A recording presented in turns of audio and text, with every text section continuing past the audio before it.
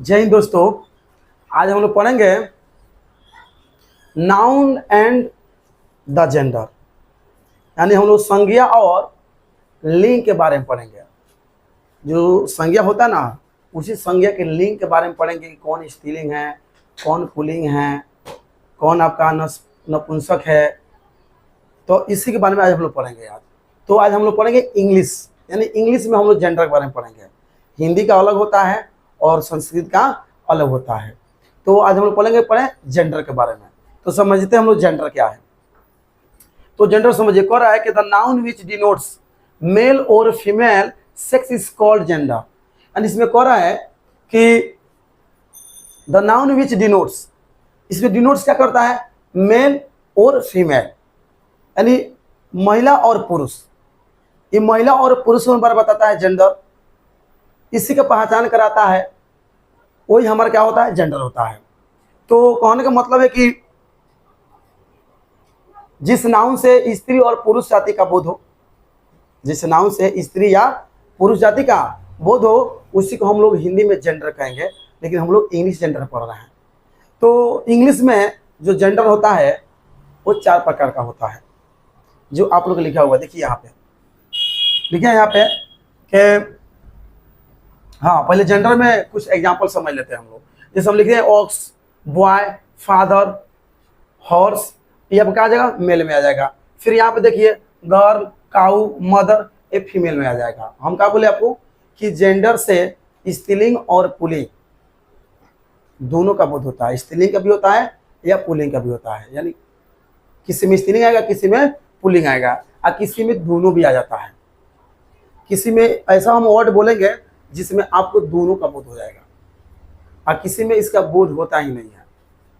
तो इसीलिए जिसमें सिर्फ पुरुष जाति का बोध हो उसका नाम अलग है, जिसमें सिर्फ स्त्री जाति का बोध हो उसका नाम अलग है, और जिसमें स्त्री और पुरुष दोनों का बोध हो उसका नाम अलग है, और जिसमें ना स्त्री का बोध हो ना पुरुष का बोध हो उसका नाम अलग है।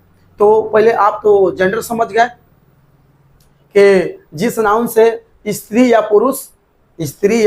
पुरुष जाति का बोध हो, जिसमें बोले मेल या फीमेल।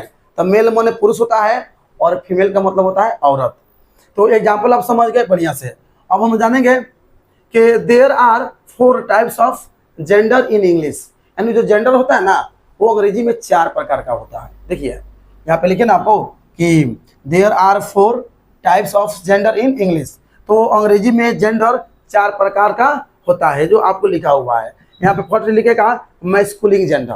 देखिए यहाँ पे लिखा है मैस्कुलिन जेंडर, जिसको हम हिंदी बोलते हैं पुल्लिंग। दूसरा होता है फेमिनिन जेंडर, जिसको बोलते हैं स्त्रीलिंग। और हमारा तीसरा होता है कॉमन जेंडर, जिसको बोलते हैं उभयलिंग। और चौथा होता है न्यूटर जेंडर, जिसको बोलते हैं नपुंसक लिंग। तो अब हम लोग जानेंगे मैस्कुलिन जेंडर किसे कहते हैं। तो एकदम आसान परिभाषा है, कहता है कि the noun which denotes male sex is called masculine gender, यानी इसमें सिर्फ पुरुष जाति का बोध हो। यानी हिंदी में आप बोल सकते हैं कि जिस नाउन से पुरुष जाति का बोध हो उसे हम मैस्कुलिन जेंडर कहते हैं। तो पुरुष जाति में आपका बॉय आ जाएगा, ऑक्स आ जाएगा, डॉग आ जाएगा, मैन आ जाएगा, माने बहुत आपको मिल जाएगा एग्जाम्पल वैसा। अब हम लोग समझेंगे फेमिनाइन जेंडर। बस कुछ नहीं करना है, आपको बोले ना परिभाषा कि the noun which denotes male, तो उस मेल को हटा देना है, वहाँ लिख देना है फीमेल सेक्स। यानी हम बोल सकते हैं the noun which denotes female sex is called feminine gender, feminine gender. यानी एकदम आसान, कुछ नहीं करना, मेल के जगह पर फीमेल लिख दीजिए, आपका फेमिनिन जेंडर हो जाएगा। और जो फीमेल है उसको हटाकर मेल लिख देंगे, वो हमारा मैस्कुलिन जेंडर हो जाएगा। तो एग्जाम्पल आप समझ लीजिए, गर्ल हो गया, वोमैन हो गया, विच हो गया। विच समझता ना, विच माने कुतिया होता है। तो आपका हो जाएगा, कहते में आ जाएगा, वो फेमिनिन जेंडर में हो जाएगा। अब हम लोग समझेंगे कॉमन जेंडर क्या है। तो देखिए कॉमन जेंडर, इसका नाम है कॉमन। आप नाम सुने ना, कॉमन। कॉमन का मतलब होता है कि जो चीज उसमें होना चाहिए वो चीज इसमें भी होना चाहिए। तो कहने का मतलब है कि ए नाउन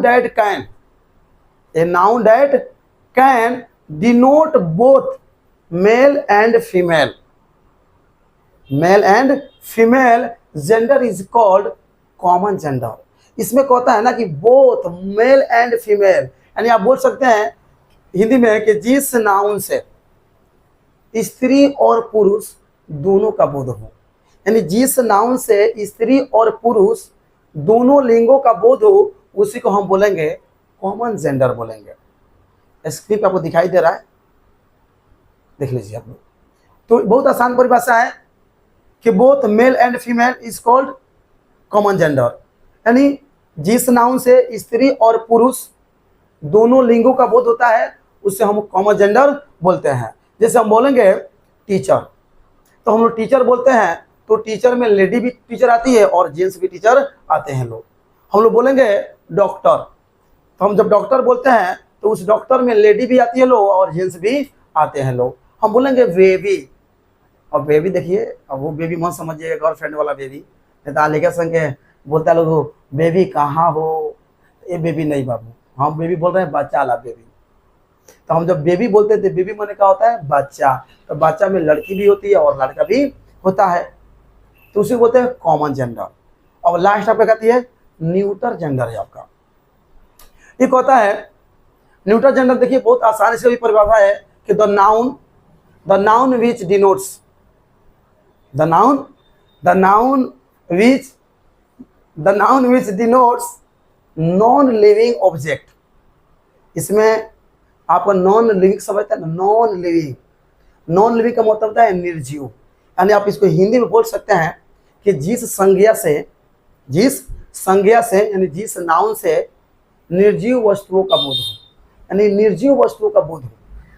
इसमें ना मेल का बोध होता है ना इसमें फीमेल का बोध होता है, इसमें निर्जीव का बोध होता है, उसी को हम लोग बोलते हैं न्यूटर जेंडर बोलते हैं। इसमें ना मेल का बोध होगा ना फीमेल का बोध होगा। तो जैसे में आप बोल सकते हैं बुक्स हो गया, पेन हो गया, टेबल हो गया, आपका क्लोथ हो गया, ये सब आपका क्या आएगा, ये न्यूटर जेंडर में आएगा। तो जितना निर्जीव है उसको नॉन लिविंग बोलते हैं, और लिविंग माने सजीव होता है। तो